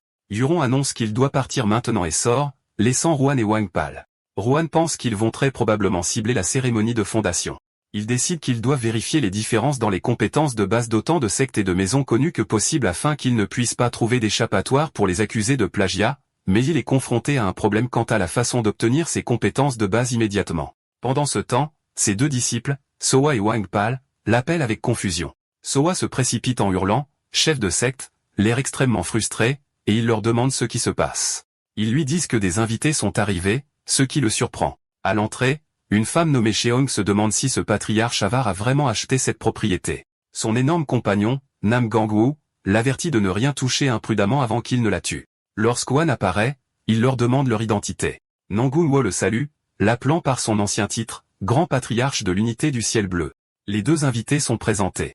Nangunwo, un membre de la grande unité du ciel bleu de la famille Nangung, et Cheong, le chef de l'unité. Il lui demande ensuite s'il est maintenant le chef de la secte de l'épée céleste. Bakri Wan se met à rire, ce qui déconcerte Sowa et dit que leur arrivée pourrait tout changer, et il pense à sa famille. Pendant ce temps, ailleurs, Yaran discute de la situation avec son aide postulant que si cette demande est soutenue par la famille Bakri bien connectée, l'Alliance Murom est susceptible de se ranger de leur côté, et il se demande s'il devrait se retirer. Mais son aide répond qu'il n'y a pas besoin d'hésiter, soulignant que ce procès est à un niveau complètement différent et pas un simple problème comme celui de la secte de l'épée blanche. Yaron appelle son aide, Guillaume, et lui ordonne de rédiger et d'envoyer une lettre. Lorsqu'on lui demande où, il explique que s'ils craignent l'influence de l'Alliance Murom et de sa famille, ils devraient peut-être augmenter les enjeux. Il sourit sournoisement, déclarant qu'il verra s'ils peuvent également entraîner l'union démoniaque dans cette affaire. Au quartier général de la famille Bekri, quelqu'un parle au maître de la salle extérieure, Bekri Singh, en disant qu'il commet un acte inutile. Il devient clair qu'il parle au chef de famille, le père de Rohan, remettant en question l'intérêt de demander un examen de plagiat pour une compétence de base d'une secte qui n'a même pas encore ouvert ses portes, et lui rappelle qu'il l'avait prévenu de ne pas le provoquer. Il reconnaît que le chef de famille l'a effectivement prévenu et répond que la décision de provoquer était une décision unilatérale prise par le chef de famille lui-même. La conversation entre eux se poursuit. Sung avait évalué les fils de Kang, notant que le fils aîné, Wana, Bakri Wan, ne se soucie pas des arts martiaux, est faible et sans talent, tandis que la fille, Sana, est talentueuse mais impulsive, et surtout, une fille. Bakri Kang répond calmement qu'il n'y a pas de problème avec une fille héritant de la famille car il n'y a pas de règle contre cela dans leur famille. Chung se met en colère, lui demandant comment il a laissé ce garçon, quitter la famille, se demandant s'il ne le chérissait pas. Il lui rappelle qu'un était un enfant qui excellait en talent, en intelligence et même en tempérament au point que personne ne se serait opposé à ce qu'il soit l'héritier. Le père est calmement d'accord avec lui. Chung insiste pour qu'il soit ramené et qu'on lui montre que sa place est ici, et il faut lui rappeler que ses racines sont avec leur famille, soulignant que c'est la volonté du conseil des anciens et de la salle extérieure. Bakri Kang est d'accord. Considérant qu'il a fait son devoir de père, il ajoute que l'adversité est nécessaire à la croissance et que son fils doit apprendre à protéger sa secte. Il ordonne à Sung d'aller lui faire comprendre que où qu'il aille, il est sous le ciel de la famille Bakri. Il s'incline, jurant de ramener Wana dans la famille. La scène se déplace au jour de la cérémonie d'ouverture de la secte de la Béatitude Céleste. Bakri Sien se tient à côté de Yiso, le commandant militaire adjoint de 3 divisions de l'Alliance Morom. Il le rassure en lui disant de ne pas s'inquiéter, affirmant que jusqu'à présent, aucune secte n'a survécu à un examen de plagiat des compétences de base. Sung répond qu'il n'est pas du tout inquiet et qu'il ramènera son neveu inconditionnellement. Alors qu'il marche, Yiso exprime son manque de compréhension pour son obsession avec lui, se demandant s'il n'est pas juste un parent malgré son talent. Sheng répond qu'il n'est pas qu'un parent. Il explique que s'il était resté pour s'entraîner aux arts de la famille, il serait devenu le plus grand épéiste de cette époque. Il conclut que le garçon a abandonné la famille, mais elle a besoin de lui. Il regarde la foule rassemblée pour la cérémonie d'ouverture, se demandant comment le boulanger Rohan répondra à l'appel de sa famille. Dans la cour de la cérémonie, on entend sa voix ordonner d'ouvrir les portes. Son système personnel note que son rythme cardiaque s'accélère et lui conseille de respirer profondément. Il lui dit de se taire et saute du toit du bâtiment. Il atterrit avec force au milieu de la cour en criant « Ouvrez les cieux ». La foule, y compris Sung et Yiso, est stupéfaite par cette entrée soudaine. Il se tient droit, tenant la bannière de sa secte, et remercie tout le monde d'être venu. Puis il se présente officiellement. « Je suis le chef de la secte de la Félicité Céleste, Boulanger 1. » Il poursuit en disant qu'il a beaucoup à dire, mais il y a une tâche qui doit être résolue avant qu'il puisse ouvrir la secte. Il décide de clarifier la situation pour ceux qui n'ont pas encore entendu les nouvelles. Puis il crie à plein poumon devant la foule en déclarant que sa secte, la secte de la Félicité Céleste, a plagié les arts martiaux de la famille Bekri. Cette annonce provoque un choc et un chaos total dans la foule, les gens se demandant pourquoi il dirait cela lors de sa propre cérémonie d'ouverture. Les invités, y compris les alliés de Y rang, se demandent s'il admet le plagiat de sa propre bouche. Un des participants rit, considérant que c'est devenu plus excitant qu'il ne s'y attendait. Il se fait remarquer à Bakri Sien que le chef de la secte de la Félicité Céleste a abandonné, et que leur tâche est devenue plus facile. Mais Sien le regarde avec une concentration intense et répond que cela lui semble différent. Il fixe son neveu, se demandant ce qu'il pense. Bakri Wan poursuit son annonce choquante en déclarant qu'il sait qu'un comité d'examen envoyé par l'Alliance Murom est présent, et il leur demande de s'avancer. Bakri Sien, épée de lune pâle, et Yiso, commandant militaire adjoint de l'Alliance, s'avance. Son oncle le salue en disant que cela fait un moment. Yiso lui demande son intention, et il répond que ce n'est pas difficile. Il déclare qu'il a l'intention de se soumettre à l'examen de vérification du plagiat ici, dans cet endroit ouvert, devant tout le monde. Cela choque son oncle qui proteste que les examens sont confidentiels et ne sont pas divulgués au public tant qu'un verdict n'est pas rendu. Yiso intervient pour l'arrêter, lui rappelant que l'Alliance est ici pour servir de médiateur, et non pour interroger sa secte. Yiso se rend compte qu'il ne peut pas paraître injuste devant les autres sectes, alors il décide de prendre l'initiative et d'accepter. Bakri Wan demande la permission de commencer, et Yiso accepte. Il commence à démontrer l'une des 2 compétences de base de sa secte, la frappe transcendante. Il exécute la première forme, ciel, terre et homme. Le public applaudit en admiration de sa compétence martiale. Yiso demande si c'est la compétence qui aurait plagié les arts de la famille Baekri. On confirme que la similarité est basée sur l'emprunt du principe du ciel, de la terre et de l'homme. Son oncle commence à opiner que c'est bien le cas, mais il l'interrompt, ajoutant qu'elle est aussi simultanément considérée comme un plagiat des arts de la famille Nangong. Il poursuit, déclarant que l'ensemble de ses 23 compétences de base sexuelle, après vérification, sont considérées comme un plagiat des arts de nombreuses sectes. Le Yiso paniqué crie que c'est une fausse accusation. Il lui demande calmement quelle partie est fausse. Yiso répond avec agitation qu'il n'y a aucun représentant des autres sectes ici pour vérifier cette affirmation. Nam Gung-woo, Seogi, lève la main en disant « Je suis là ». Il s'avance au milieu de l'étonnement des participants qui le reconnaissent comme un membre de la famille Nangong. Puis Cheong Sojongwol lève la main, annonçant qu'elle est également présente en tant que représentante de la secte Wudong, et la foule la reconnaît également. Yiso se demande pourquoi des membres de l'unité Grand Ciel Bleu, que Wan dirigeait autrefois, sont ici. Nam Gung-woo explique qu'ils étaient en mission à proximité et ont entendu parler de la cérémonie d'ouverture de leur ancien capitaine. Il confirme que les parties mentionnées par Wan sont en effet similaires, expliquant que la compétence de base de sa famille incarne également les principes du ciel, de la terre et de l'homme. Cheng confirme que la secte Wudong a la même opinion et présente une boîte pleine de lettres. Elle explique que ces lettres, en plus de leurs témoignages, sont des confirmations de plagiat, des soupçons d'autres sectes. Elle sourit, se demandant si la compétence de base de la famille Baekri sera maintenant impliquée dans des problèmes de plagiat avec ces autres sectes. Baekri Seong crie que c'est une fausse accusation. Nam Gung-woo se moque de leur logique, se demandant si le simple chevauchement du principe du ciel, de la terre et de l'homme signifie un plagiat. N'est-ce pas la même chose que ce que prétend la famille Baekri? Il réalise la situation difficile, pensant avec horreur que le comité d'examen lui-même fait une fausse accusation. Yiso crie de colère, « Qu'avez-vous dit ?» Alors que Baekri Won lui présente une réponse écrite confirmant le chevauchement des compétences signées par le capitaine actuel de l'unité Ciel Bleu, Mo Yong-ya. La colère de son oncle s'intensifie alors qu'il tremble et le traite de bâtard. Yiso lui demande comment il a réussi à vérifier toutes ces affirmations auprès de 23 sectes différentes, se demandant sarcastiquement s'il a écrit sa technique de base et l'a distribuée dans des lettres. Baekri Won répond qu'il a dit tout ce qu'il voulait dire et qu'il est maintenant temps pour l'épée de lune pâle, le titre de son oncle, de donner sa réponse. Il réalise dans ses pensées que son oncle est dans une impasse.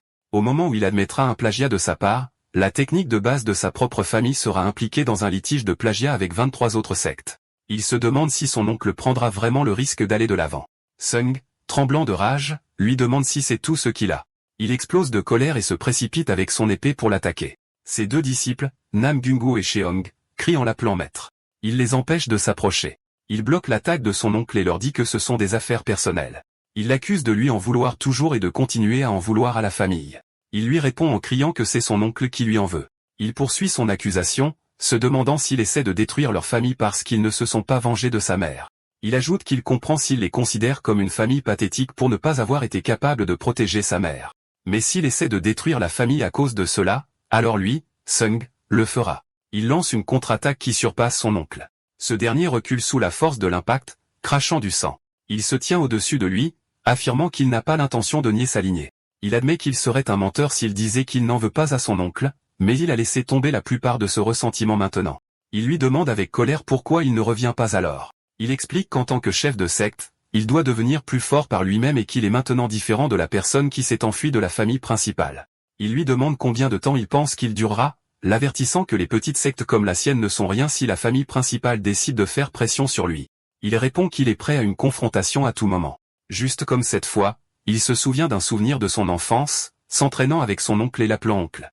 Il se souvient comment il a fièrement crié qu'il avait enfin réussi à bloquer l'une de ses frappes, et son oncle rit, lui disant, son surnom, de se préparer à une autre frappe.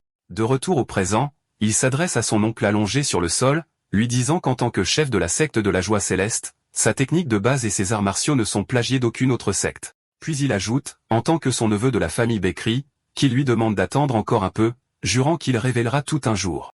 Son oncle esquisse un faible sourire. Il se lève et annonce officiellement son identité. Baekri Sien, le chef extérieur de la famille Baekri et le frère cadet du chef de famille actuel, annonçant son nom comme Chang-wol. Il déclare devant la foule que la secte de la joie céleste n'a pas plagié les arts martiaux de la famille Baekri. La foule éclate en applaudissements et en acclamations. Dans le public, une personne masquée sourit, pensant qu'il était prêt à intervenir si les choses tournaient mal, mais il semble que Rohan n'ait eu besoin d'aucune aide, louant le vieil homme, Iran, pour son bon choix de personne. Pendant ce temps, Jeayom, un disciple du maître de la chambre du dragon jaune apparaît, réprimandant l'homme masqué et lui disant de se taire. Led se plaint d'être venu jusqu'ici, mais exprime son étonnement devant le palais, se demandant s'il s'agit d'une arme divine ou d'un artefact merveilleux. L'homme masqué, Sadorayanju, maître de l'union démoniaque, apparaît et sourit, commentant que Bakri Wan est une personne plus intéressante qu'il ne le pensait. Il annonce qu'il partira le premier et disparaît dans l'ombre. Guillaume le regarde partir et pense que cette personne était son premier partenaire commercial. De retour au quartier général de la secte de la joie céleste plus tard, Sowa a l'air choqué en pensant à quel point ce qui se passe est incroyable. La scène montre que 3 jours se sont écoulés depuis la cérémonie de fondation avec Wang Pao balayant la cour et grognant que pas une seule personne n'est venue rejoindre la secte. Bakri Wan essaie de garder son sang-froid, mais il serre son pinceau d'écriture avec une telle fureur qu'il se casse presque, incitant Soa à l'avertir. Le système détecte que son rythme cardiaque fluctue. Il se demande comment recruter de nouveaux disciples, concluant que cela nécessite soit une très grande réputation, soit d'établir la confiance en contribuant à la communauté locale sur une longue période. Il envisage d'envoyer Wang Pao chercher des affaires, mais se ravise et remet à Soa un document à envoyer à la Aoun Trading Company. Quand elle lui demande quel est son contenu, il lui dit que c'est une méthode pour recruter des disciples. Le document s'avère être une demande de coopération avec l'Institut de formation de l'Alliance Murom. La scène se déplace vers le bureau du deuxième commandant adjoint de l'Alliance Murom, où un assistant informe son supérieur que les stagiaires du Hall of Strength ont soumis un refus de s'entraîner. Le commandant demande la raison, et l'assistant explique que le tournoi d'arts martiaux de fin d'études est imminent, et les stagiaires estiment que le processus de formation est injuste. Il explique que l'Alliance répartit les stagiaires entre le hall de la force pour les petits sexes et l'indépendance et le hall de la vertu pour les grands sexes et l'indépendance, les sexes prestigieux et les familles célèbres. Le commandant, Jigal Byong, commente que le hall de la force offre généralement un combat équitable, mais l'assistant précise que la promotion de cette année du hall de la vertu est exceptionnellement forte, et que le hall de la force a perdu le tournoi pendant 3 années consécutives, et leur moral est très bas. Il ajoute qu'ils essaient de persuader le maître du hall de la force, mais il semble qu'ils soutiennent secrètement leur refus. Jigal Byong déduit que le maître, après avoir été vaincu pendant 3 années consécutives, veut sauver la face. À ce moment, un pigeon voyageur arrive avec le message de quelqu'un. Après avoir lu le message, le commandant, Jigal lui, ordonne à son aide de rassembler tous les stagiaires du hall de la force et déclare que la formation se déroulera comme prévu. Dans les montagnes près du comté de Wayong, les stagiaires s'entraînent dur. L'un d'eux se réveille soudainement. Il s'avère que c'est le stagiaire Seon Woo Kang, haletant dans son lit. Il réfléchit, connu comme un stagiaire dans le hall de la force, se demandant combien de temps il continuera à se déshonorer. Il se lève la nuit pour trouver son collègue, Seon Minchuk, en train d'écrire. Il lui dit que son tour n'est pas encore venu et qu'il devrait mûrir un peu. Kang, incapable de dormir, lui demande s'il y a quelque chose d'inhabituel. Il s'excuse, expliquant que cette formation actuelle est de sa faute. Il admet que c'est lui qui a encouragé le refus de la formation.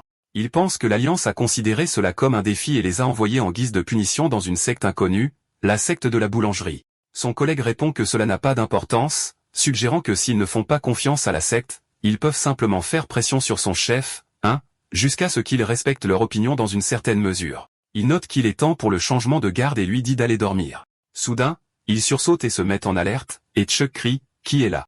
Bakri Wan apparaît devant eux, se présentant comme le chef de la secte de la joie céleste. Il leur annonce qu'il va maintenant commencer le test d'entrée de la secte.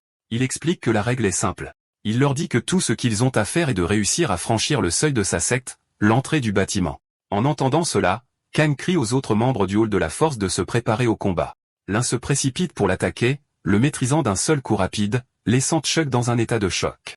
Chuck crie son nom après qu'il soit tombé au sol. Bakri Wan ajoute une condition au test. Ils doivent réussir à lui échapper en toute sécurité. Pendant ce temps, près du mont Wudang dans la province du Hubei, certaines personnes échangent des nouvelles sur les stagiaires du hall de la force. L'un explique que leur lieu de formation pour cette saison est une nouvelle secte dont personne n'a entendu parler. Un jeune homme commente qu'il n'est pas intéressé, considérant cela comme inutile, et que l'Alliance Mirom essaie juste de créer une sorte d'équilibre. La jeune femme rejette l'idée, disant qu'ils sont tous les mêmes, et peu importe qui sont les instructeurs parce qu'elle gagnera le tournoi. Un flashback apparaît. Elle se souvient d'elle-même enfant appelant son frère, lui demandant où il va. La scène la montre, la petite fille pleurant et l'appelant alors qu'il la quitte, Bakri Wan, de retour au présent. Elle est présentée comme Mugyongguan Bakri-sun, la sœur cadette de Bakri Wan, et elle se jure qu'elle n'a pas l'intention de perdre tant qu'elle ne sait pas pourquoi son frère a abandonné la famille et est parti. De retour au terrain d'entraînement de Wan, Wan attaque les stagiaires. Il observe leur combat et commente que leur niveau n'est pas mauvais. Chuck se précipite pour aider son camarade tombé au sol en lui demandant s'il va bien. Il le confronte, lui demandant pourquoi il les attaque s'il est le chef de la secte. Un sourit et répond que c'est son style d'enseignement et qu'il doit les comprendre tous avant de pouvoir commencer à les enseigner. Chuck lui rappelle la règle du test, une personne qui réussit, et demande ce qui se passera s'ils échouent. Il répond en attaquant que s'ils sont du genre à ne même pas pouvoir réussir un simple test d'entrée comme celui-ci, il ne sera pas nécessaire de les envoyer au tournoi d'arts martiaux. Il explique qu'il prévoit d'attacher tous ceux qui échouent et de les jeter dans la réserve jusqu'à la fin de tous les matchs, et il déclare que c'est la plus grande humiliation qu'un artiste martial puisse subir, une défaite sans même avoir la chance de se battre.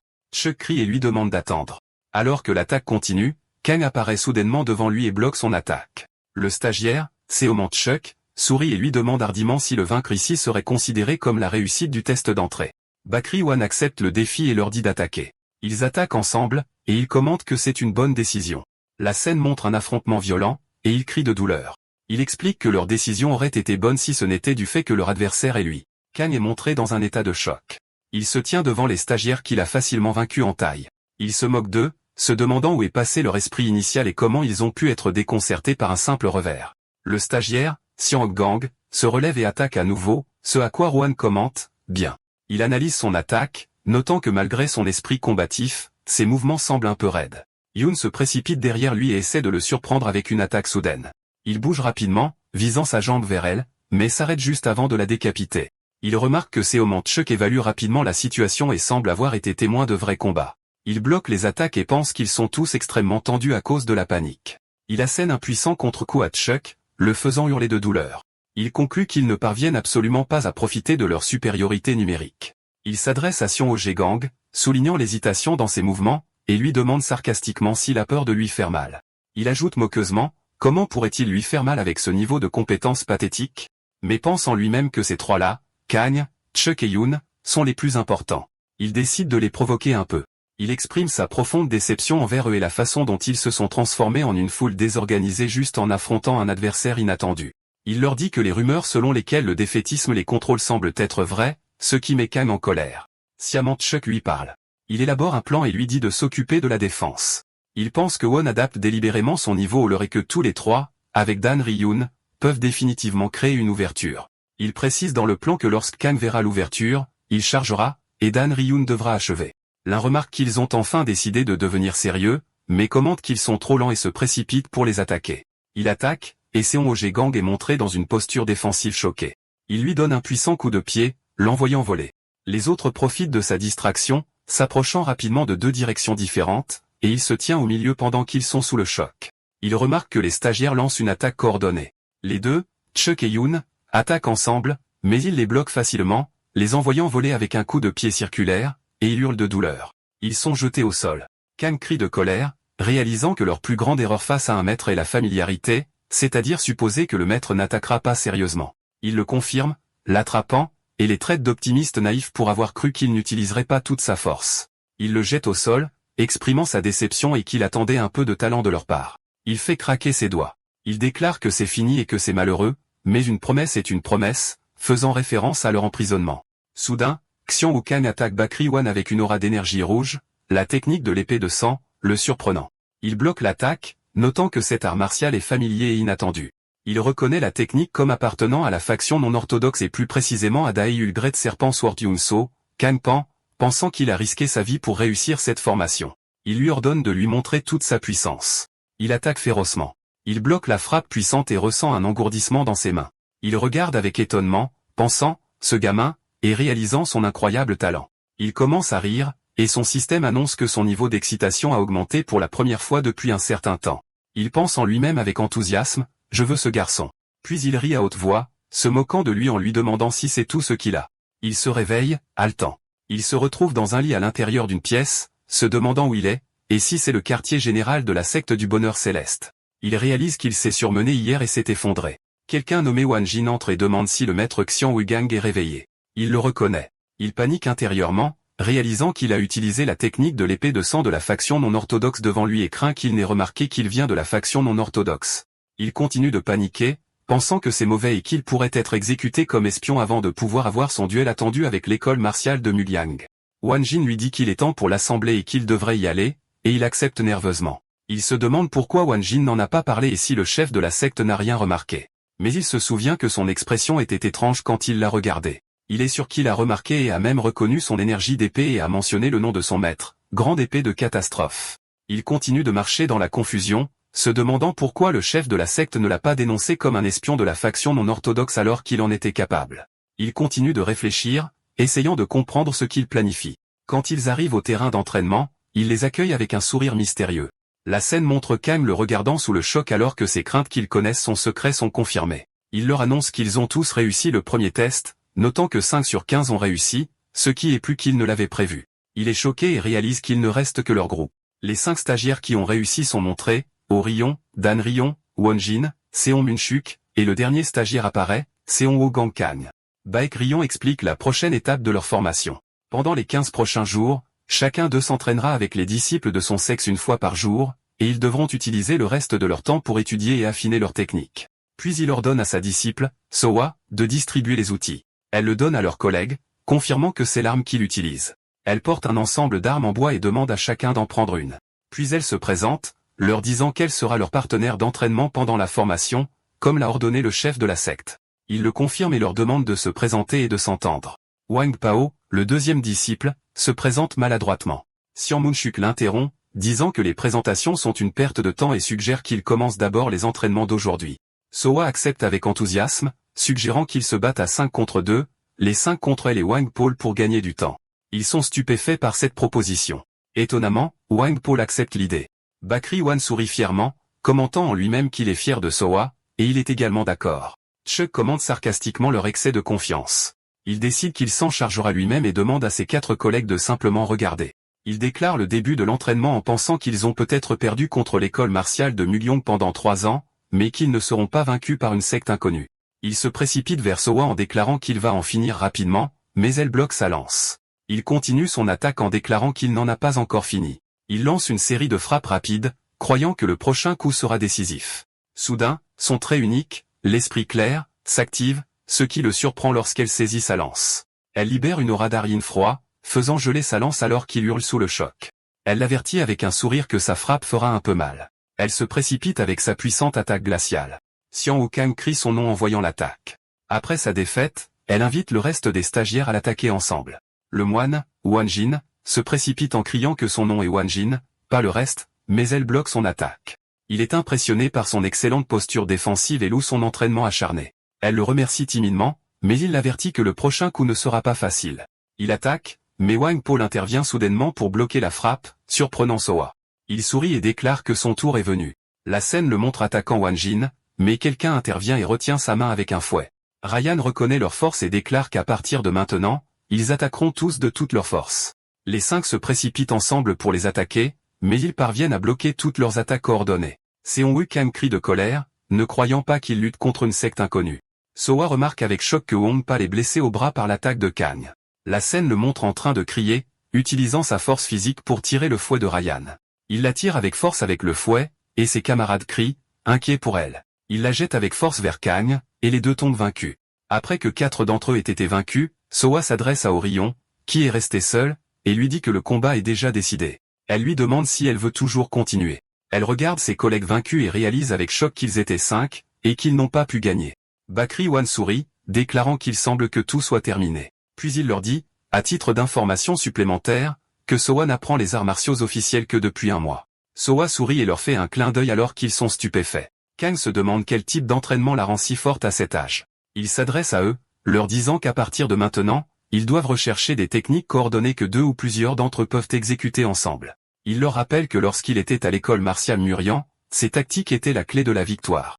Il ajoute que cette leçon devrait résonner encore plus, surtout pour eux après avoir perdu contre l'école martiale Mugyong pendant 3 années consécutives. Il explique que pour y parvenir, ils doivent se faire confiance, à eux-mêmes et à leurs camarades, car cette confiance bâtira une confiance inébranlable et augmentera leur force individuelle. Il met fin à l'entraînement d'aujourd'hui et leur dit de se reposer, et il le remercie à l'unisson. Après la fin de l'entraînement, il demande au stagiaire Xian Wogang de rester. Ce dernier semble nerveux à propos de cette convocation. Alors que les autres stagiaires partent, échangeant des éloges pour leurs compétences, il active une barrière sonore via son système personnel pour s'assurer que personne n'entende leur conversation.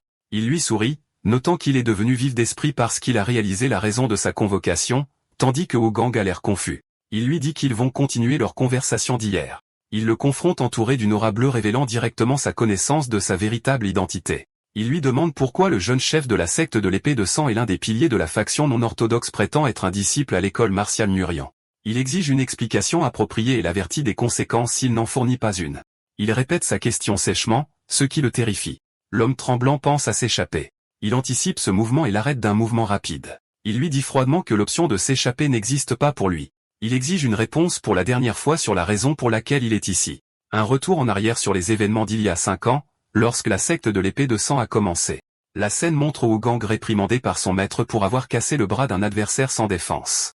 Il lui ordonne de se lever. Il lui crie dessus avec colère, se demandant pourquoi il n'a pas complètement sectionné le bras de l'adversaire ou détruit ses tendons pour s'assurer qu'il ne pourrait plus jamais tenir une épée. Il lui rappelle qu'il est le jeune chef de la secte de l'épée de sang, une position qui est censée être crainte par tous ceux qui suivent la voie non orthodoxe et lui demande combien de temps il continuera à le décevoir. Puis il donne un ordre choquant de tuer sa sœur aînée, la principale disciple de la secte. Il explique qu'elle se bat en première ligne contre l'Alliance Murom et lui ordonne de la tuer, que ce soit par un coup de poignard dans le dos ou en s'infiltrant comme un traître. Quand il essaie de protester, le maître crie que la petite pitié pourrait conduire à l'anéantissement de toute la secte et que c'est le sens de marcher sur la voie non orthodoxe. Il le menace que s'il se sent lésé, il ordonnera à sa sœur aînée de le tuer à sa place. Il l'avertit de ne pas s'échapper ou de se suicider car lui, le maître, la tuera elle-même s'il le fait. Il lui dit que son destin à la fin est de le tuer et d'hériter de la secte. Et s'il refuse, il tuera tous ceux qui l'entourent. Il déclare que le seul chemin devant lui est que lui et sa sœur s'entretuent. Il s'agenouille, vaincu, déclarant qu'il lui obéira. Il se souvient, dans le présent, de sa décision d'infiltrer l'Alliance Murom en tant qu'espion et de tuer sa sœur aînée. Il pense en le regardant qu'il a juste besoin de gagner du temps jusqu'à ce qu'il puisse échapper à la surveillance de son maître. Il crie et se jette avec force sur lui, décidant d'utiliser sa technique, la technique de l'épée de sang, contre lui. Un bloque facilement son attaque. Il lui sourit. Il commente qu'il n'a pas la capacité d'évaluer la force de son adversaire, mais sa décision de percer était bonne.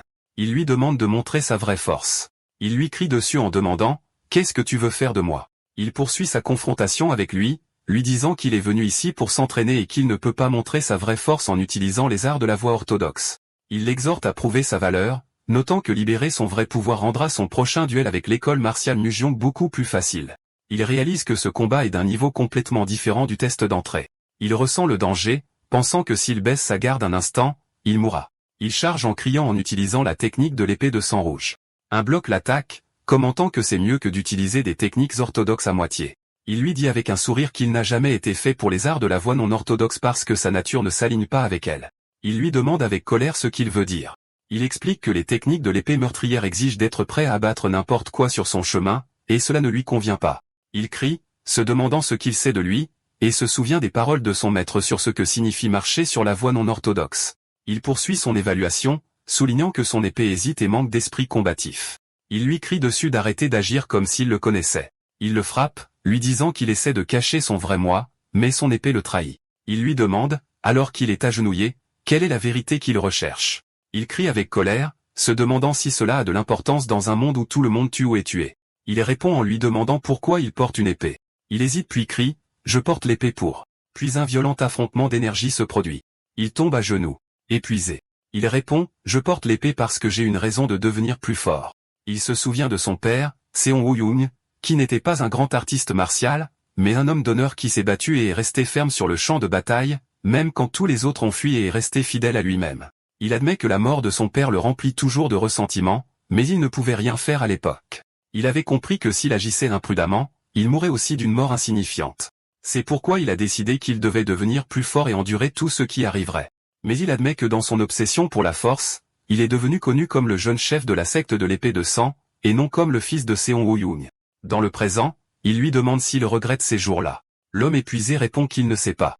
Il explique qu'il voulait seulement protéger l'honneur de son père et prouver qu'il n'était pas un lâche, mais un artiste martial plus courageux que quiconque. Il crie qu'il voulait porter son nom et s'aligner en tant que son fils. Il se prosterne devant lui, confessant qu'il a maintenant perdu son chemin. Après sa confession, il lui demande de le tuer ou de le signaler à l'Alliance Murom et de faire ce qu'il veut. Il insiste sur le fait que les autres stagiaires n'ont rien à voir avec cela et qu'il s'est infiltré seul. Il s'assoit devant lui et répond qu'il comprend. Puis il place sa main devant lui et fait une observation choquante en disant qu'il se bat pour protéger, pas pour détruire. Il le regarde avec confusion. Il le surprend avec une légère pichenette sur son front, qui le fait voler en arrière et crier de surprise. Il crie de douleur, et il lui ordonne de se relever. Il sourit et explique que le voir lui rappelle un garçon qu'il a connu autrefois, aveuglé par la vengeance et perdu dans les ténèbres, se référant à lui-même. Il révèle que lorsqu'il a quitté son clan et rejoint l'école martiale Murian, ce qui le choque, il a dû reformuler ses arts martiaux afin de ne pas dépendre des techniques de sa famille. Il explique qu'il a démoli ses fondations pendant que d'autres construisaient les leurs, et il propose de l'aider à construire les siennes. Il demande avec incrédulité s'il lui propose de l'enseigner. Il pense en lui-même qu'avoir un disciple de l'un des 10 célestes, en se référant à lui, le rejoindre est bon pour sa secte.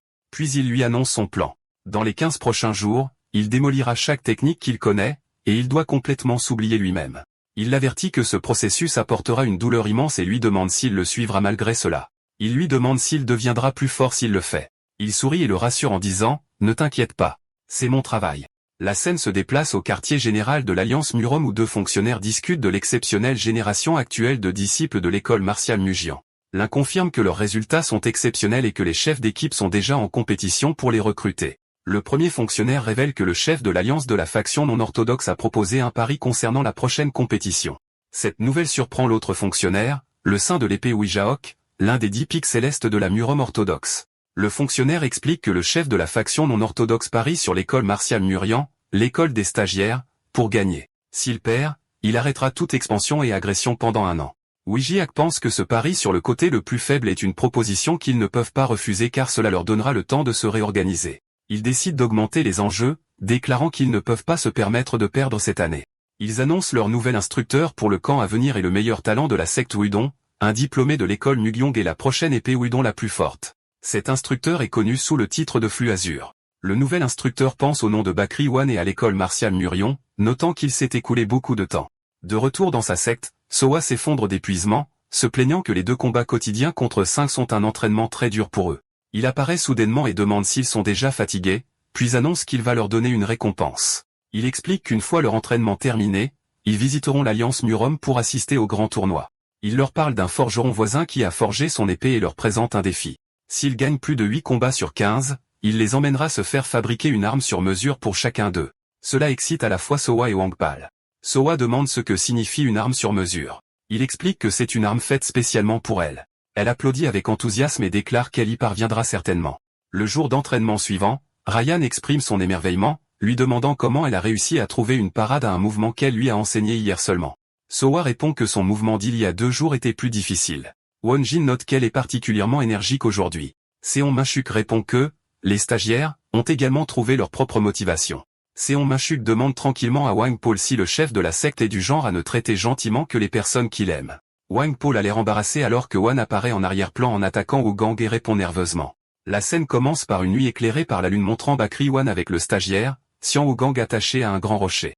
Il le gronde, le traitant de fou, et lui demande si ses ordres de ne rien faire étaient si difficiles. Il proteste, se demandant si on s'attend à ce qu'il reste assis les bras croisés et perde son temps. Il qualifie ce comportement de ridicule. Il place une corde de retenue sur lui, le faisant crier de douleur. Il explique que cette corde était utilisée pour transporter des artistes martiaux dangereux de la faction non orthodoxe sans les paralyser. Il l'avertit que s'il essaie de bouger ou d'utiliser des techniques non orthodoxes, la corde se resserrera et écrasera son corps, mais il lui dit qu'il existe un moyen de se libérer. Il doit utiliser seulement son énergie interne pour s'échapper sans bouger son corps. Pendant ce temps, Wangpal se précipite vers lui demandant s'il est vrai qu'il accorde un traitement spécial à Wugong. Il le nie nerveusement et leur ordonne de ne pas se soucier de telles choses. Il leur ordonne de continuer le combat, et les 4 autres stagiaires se précipitent en avant avec enthousiasme, déclarant qu'ils montreront à quel point ils se sont améliorés. Il place sa main sur sa tête attachée et lui dit d'observer attentivement ses pairs et de réfléchir à la raison pour laquelle il lui a ordonné de ne rien faire. Le combat continue entre ses 2 disciples et les 4 stagiaires. Seon Mashuk remarque pendant le combat que chaque fois qu'il se retire pour augmenter la distance, Soa réduit immédiatement l'écart, l'empêchant d'utiliser la portée efficace de sa lance. Il décide que si la distance est le problème, il utilisera son corps. Gang le regarde avec choc, se demandant comment Chuck, qui avait l'habitude de ne compter que sur les techniques de lance, utilise maintenant des compétences de combat physique. Alors qu'il regarde, il pense que le mouvement de Chuck pourrait être une erreur, mais il se corrige en disant non. Il sourit, pensant que leurs progrès sont remarquables et qu'ils se sont beaucoup améliorés en peu de temps. Il continue de lui parler, lui demandant si les regarder lui donne envie de se lancer dans le combat et s'il craint de prendre du retard. Pendant ce temps, le système annonce que le stagiaire Xian Mashuk est entré dans un état d'unité du corps et de la lance.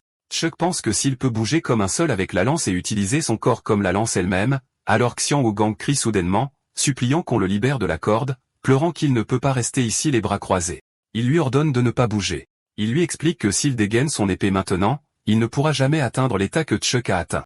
Il explique que Chuck construit son propre chemin martial depuis qu'il est sur le champ de bataille, alors qu'il ne fait qu'imiter l'art de l'épée de son maître, la grande épée de la catastrophe. Il demande avec colère ce qu'il attend de lui. Il lui dit que son corps a été entraîné à des habitudes fixes qu'il ne peut pas facilement abandonner et lui demande pourquoi il l'a attaché ainsi. Il explique que s'il ne peut pas corriger les habitudes de son corps avec le mouvement, alors ce qu'il doit corriger, c'est l'habitude de son énergie interne. Il confirme cela, expliquant que ses pairs s'entraînent maintenant en trouvant des moyens entièrement nouveaux d'échapper à leurs anciennes zones de confort, mais il doit aller plus loin et briser son énergie interne elle-même. Il lui dit qu'un humain a 365 voies énergétiques, mais un artiste martial ordinaire n'en utilise pas plus de 70. Il doit trouver des réponses parmi les voies inutilisées restantes. Il commence à essayer d'ouvrir une nouvelle voie et à y pousser son énergie, en résistant au blocage. Le système annonce que son énergie est devenue turbulente et a commencé à refluer. Il crie, l'avertissant de ne pas se précipiter car l'énergie corrompue, l'énergie de l'épée de sang, pourrait le consumer de l'intérieur et détruire son noyau énergétique. Seon Minchuk le regarde avec étonnement, se demandant, quel genre d'entraînement est-ce? Woo-gang crache du sang, ce qui alarme ses camarades. Il leur crie dessus, leur ordonnant de ne pas s'approcher, insistant sur le fait que c'est quelque chose qu'il doit surmonter par lui-même.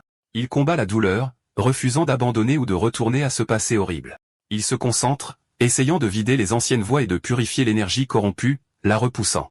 Il crie de douleur, et le système annonce que le stagiaire a commencé l'orbite cosmique mineure. Il continue à se débattre alors qu'il est attaché, toussant violemment. Baekry One s'approche de lui et lui demande s'il va bien. La scène montre son énergie exploser. L'homme épuisé s'effondre sur lui qui lui dit qu'en fin de compte, il a vidé les arts de la secte de l'épée de sang. Il le félicite avec un sourire d'être devenu une ardoise vierge. Il lui demande, encore faible, s'il va l'entraîner aussi, insistant sur le fait qu'il ne peut pas être à la traîne. Il accepte, lui disant de remplir cette ardoise vierge avec une voie d'épée qui lui est propre. La scène montre les stagiaires courant vers lui pour prendre de ses nouvelles. Pendant ce temps, dans une forêt voisine, Nam Gangwo et Chonga, les anciens camarades de l'unité Blue Sky, examinent un corps mutilé. Nam Gangwo commente que la victime a été drainée et est devenue sèche. Chung lui dit de se taire. Il analyse le corps, notant les marques sur le cou et le fait qu'il a été pendu la tête en bas pour saigner, confirmant qu'il s'agit de la personne qu'il traquait. Elle se demande tristement s'ils l'ont perdu à nouveau. Il note qu'il n'y a pas de trait commun entre les victimes et que tout humain semble suffisant pour le coupable. Il exclut qu'il s'agisse du travail de secte peu orthodoxe ou de la secte démoniaque car c'est trop chaotique et suggère que le coupable est un démon. Il ajoute qu'il n'est pas très fort car il y a peu de victimes, mais il est intelligent car il ne laisse aucune trace à part les corps. Il suggère de reculer et de demander de l'aide. Elle refuse, disant qu'ils ne peuvent pas laisser plus de victimes apparaître pendant qu'ils attendent. Elle affirme que le capitaine, Mo Yong-yan, qui a succédé à Won, aurait dit la même chose et déclare qu'ils continueront la poursuite. Il est d'accord avec un sourire, disant que les ordres sont les ordres. Alors qu'il se prépare à partir, il suggère en plaisantant de prendre une assurance car les gens meurent généralement lors de telles missions. Il écrit un message sur un arbre indiquant que s'il est absent pendant plus d'un mois, veuillez contacter le chef de la secte de la joie céleste, Baekry One. À ce moment, Baekry One, au siège de sa secte, a soudainement une mauvaise sensation. D'accord, c'est la fin de l'histoire. Merci d'avoir regardé. À la prochaine.